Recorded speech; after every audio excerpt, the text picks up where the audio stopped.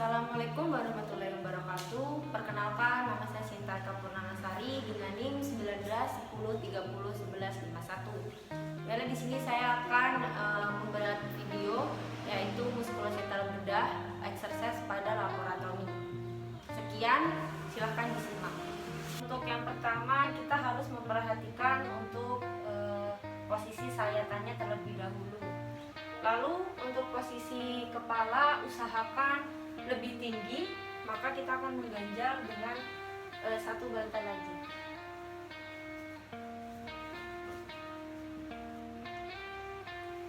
Tapi usahakan juga untuk posisi tidak terlalu tinggi, karena jika terlalu tinggi maka di area sayatan atau bedahannya ini akan mengalami tekanan yang bisa membuat area bedah ini bisa terbuka.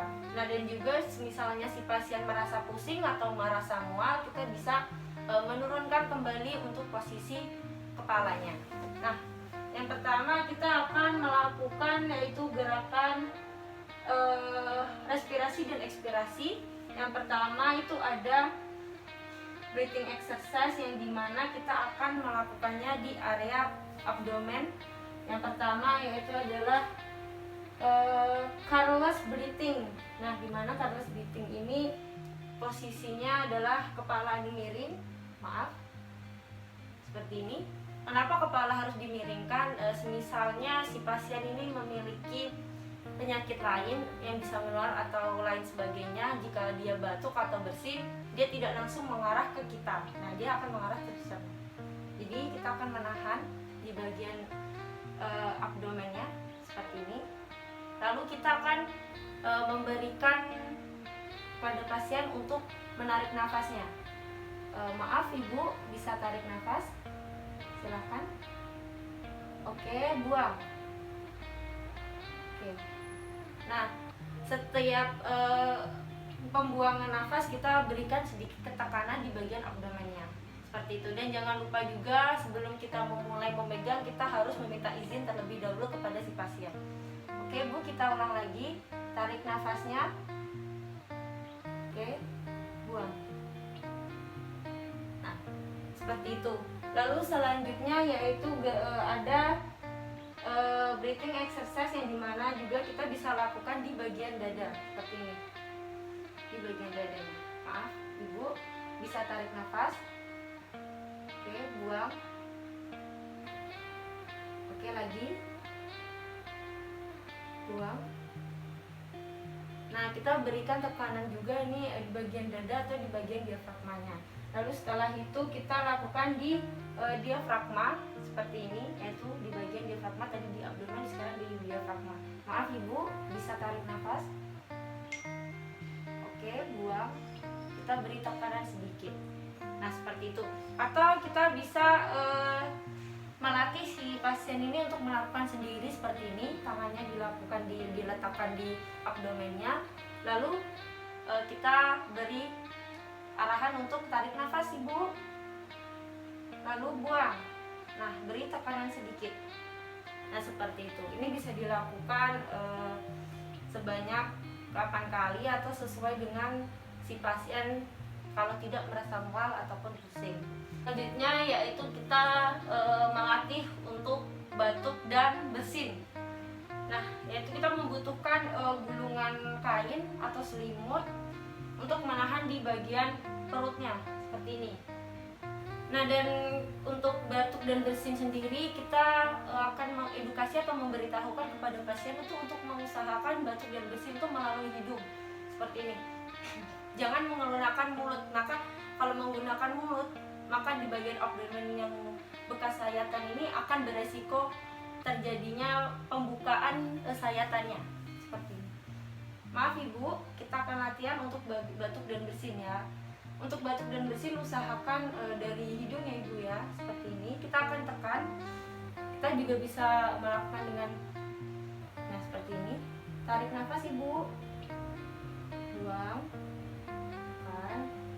Lalu coba untuk batuk ya Ibu. Nah, lagi Bu. Nah, setelah itu kita juga latih untuk bersin. Kita bersin juga melalui hidung ya Ibu ya. Silakan. lagi. Nah, jika kita harus melakukannya seperti itu dan diberikan penekanan sedikit di bagian perutnya menggunakan lapisan kain seperti itu. Nah, untuk selanjutnya juga kita bisa melakukan gerakan membuka dan menggenggam jari-jari tangan. Jadi seperti ini. Untuk tarik nafas dan buang nafas ya. Maaf Ibu, kita bisa melakukan gerakan seperti ini ya nanti. Tarik nafas, buang, tarik, buang. Nah, seperti itu.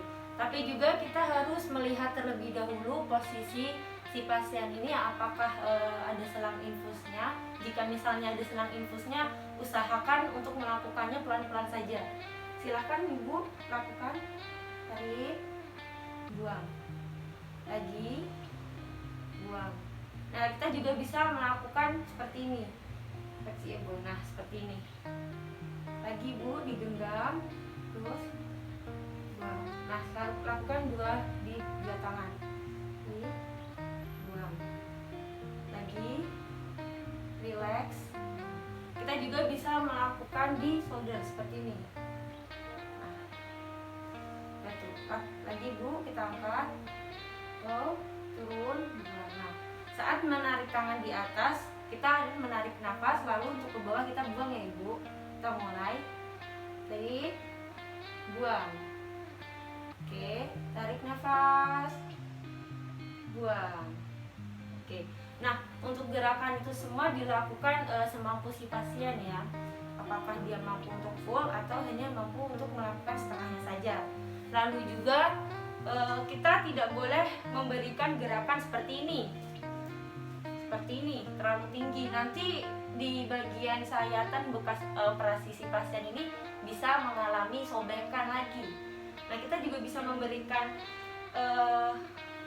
exercise kecil seperti mungkin ditekuk lututnya, lalu dituliskan lagi. Oke, pelan-pelan. Nah, itu bisa karena ini untuk mengurangi pegal-pegal dan rasa nyeri selama bed rest ya. Kita ulang Ibu ya. Lagi. Oke, luruskan. Lagi. Relax. Ya, satunya Ibu. Oke. Luruskan. Relax. Lagi. Nah, kita juga bisa mengangkat kakinya. Nah, tapi segini saja, tidak perlu untuk full karena bisa membahayakan sayatan perutnya. Oke. Lagi Bu. Oke. Sebelahnya. Nah, kita juga bisa memberikan di bagian ankle ya, yaitu untuk diputar seperti ini, lalu melakukan plantar, dorsal. Nah, seperti itu. Silahkan Ibu diputar kakinya. Oke, ditekuk keluar, terus ke dalam. Nah, lagi. Nah, terus diputar Ibu. Nah, seperti itu. Lalu sebelahnya juga sama. Putar, ditekuk. Nah, ini untuk mengurangi pegal-pegal dan rasa nyeri ketika si pasien bed rest. Perubahan posisi untuk si pasien ketika dia miring kanan dan miring kiri. Maaf, kita akan saat melakukan gerakan itu kita akan membantu si pasien untuk bergeser mendekati pinggiran si bednya lagi. Oke, seperti itu. Nah, untuk latihan miring ini posisi kakinya ditekuk terlebih dahulu. Lalu untuk tangannya itu di sini memegang ujung kasur atau ujung ini. Lalu setelah itu kakinya ini seperti ini, kita membantu seperti ini. Ya. Nah, seperti ini untuk posisi miringnya. Lagi Bu, kita bisa mulai lagi. Itu kalau kakinya itu ditekuk, lalu tangannya ini untuk memegang di samping kasur. Setelah itu kita bantu seperti ini. Nah, oke, seperti itu. Selanjutnya untuk posisi sebelah kanan juga seperti itu. Kita akan membantu si pasien untuk bergeser. Lalu sama itu posisi kakinya ditekuk terlebih dahulu. si tangannya memegang ujung kasur. Lalu yang ini untuk bagian tumpuan, kita membantu untuk memiringkan seperti ini. Nah, seperti itu. Ini usahakan untuk kakinya seperti ini. Oke.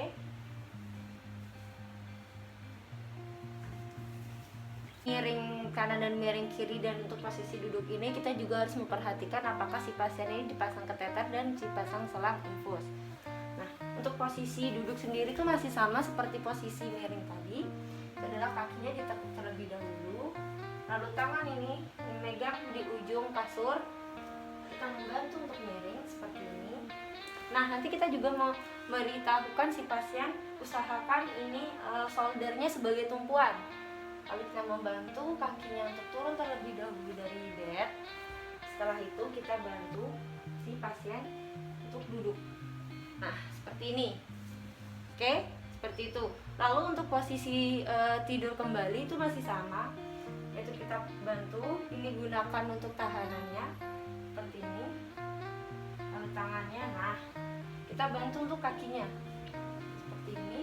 Lalu langsung bisa untuk kembali ke posisi tidur seperti itu. Gerakan selanjutnya itu kita membantu si pasien melakukan gerakan transfer ambulasi, yang dimana kita untuk si pasien memegang di sini kita, dan kita memegang di bagian pinggulnya, lalu dibantu untuk bergeser satu persatu seperti ini.